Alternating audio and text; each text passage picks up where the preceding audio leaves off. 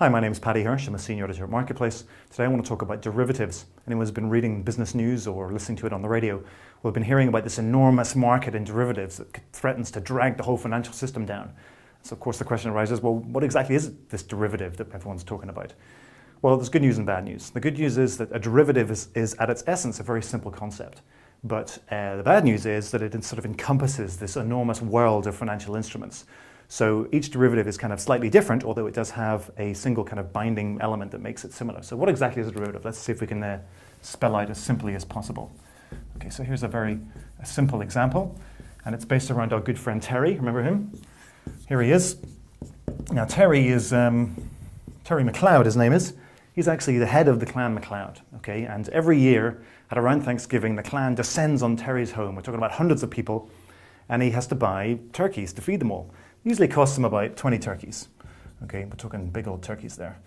20 turkeys it takes. Now in the past, Terry used to go to the supermarket the week before Thanksgiving and he'd say, excuse me, I have 20 turkeys, and the butcher would say, no problems, here's 20 turkeys, no problems. But a couple of years ago, he went to the store and they were out of turkeys. There were nothing. And it was a big problem for him because his family kind of revolted. He had to serve them ham, which was a complete nightmare. Anyway, so he decided after that very traumatic event that he was going to try and pre-arrange the delivery of his turkeys. So he went out and he tried to find the biggest turkey farm that he could. This is Bailey's Farms, and it's way out in the countryside there. And here's old Mr. Bailey. He's a very nice chap, very accommodating. And he said to Mr. Bailey, is there any way that you can kind of ensure that I get delivered 20 turkeys at Thanksgiving? And Mr. Bailey said, well, I can't just guarantee that, but I tell you what I can do. I can allow you to kind of pre-buy the turkeys. If you pay me a certain amount of money now, then I'll deliver you 20 turkeys, anytime you like before Thanksgiving, the week before Thanksgiving. So he's like, oh, that sounds like a good idea. So he says, well, I'm not sure how much turkeys cost. I mean, some years they're cheap, $13. Some years they're expensive, like $25. How about we split the difference and say $15, $20, 20 turkeys at $15. All right, says Mr. Bailey, that sounds fair enough. So Terry provides him with $300. That's 20 turkeys at this princely price of $15. Hands that money across. Mr. Bailey provides a note. It's like an IOU. So I owe you 20 turkeys to pick up at any time before Thanksgiving. And what we've got is a contract. And this contract, this agreement, is derived from something underlying. And what's underlying it are the turkeys. It's this element underlying it. But essentially what this is a contract to deliver 20 turkeys before Thanksgiving, paid for already by our friend Terry. And this is the first, of one of three types of derivatives. But it basically shows you what a derivative is. A derivative is essentially a contract that's based on something else, an agreement based on something else. In this case, turkeys. So this is the first type. So three types really of derivative. And this is the first, which is the future or forward. Because in the future, Mr. Bailey will be delivering 20 turkeys to Terry. Hence, it's a future or a forward contract. The second type we have is called an option. And an option is the option that gives the buyer the option to buy or sell something. So say in this case, Terry's a little worried about Mr. Bailey. He's worried that Mr. Bailey's farm might fail. So he says, it's a very small chance, of course, tiny chance, but it's possible. So he thinks, what I'll do is I'll hedge this contract by taking out an option. What he does is he finds another turkey farmer all the way out here in the countryside, and this is the Jones farm. Mr. Jones, he's a nice enough chap, but not as reliable. But what he does is he says to Mr. Jones, I'll tell you what, I'll give you $50, $50 for the right to buy 20 turkeys at $15, at any time before, say, the 23rd of November. So what he's doing is he's buying the option to buy. It cost him $50. In return, he gets this note. It's an option, for 20 turkeys at $15. All right? So he has the right to exercise that option at any point before, say, the 23rd of November. So what he's done in total to make sure that he's going to get his 20 turkeys, absolutely sure, he's paid $300 to Mr. Bailey here. But in case there's a problem, he's got this hedge, which is his option to buy $20 or 20 turkeys at $15, which he's paid $50 for. But that option can expire or will expire on the 23rd if he doesn't exercise it. If he doesn't buy those turkeys, doesn't exercise it, he's paid $50, which he never sees again, and he is but he's actually secured his right to get 20 turkeys should Mr. Bailey not deliver. Okay, so that's an option, often used as a hedge by people. Okay, so that's the second type. The third type is called a swap.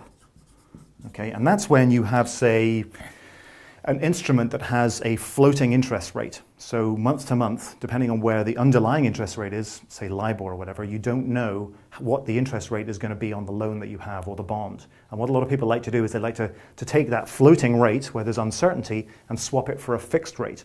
So say a bank will say, okay, well, you just pay 5% a month, and we'll take the risk that 1 month it might be 3.5%, or one month it might be 7.5%, and we'll pay the difference. So, obviously they're gambling that it's all going to be lower or at about the same rate. So that's where the swap comes in, where you swap a floating rate for a fixed rate. Okay, but again, it's a contract that's based on the underlying instrument, which is in fact the bond or the loan that you're talking about. So hence, once again, we're talking about this underlying, and there are various things that can underlie these various contracts.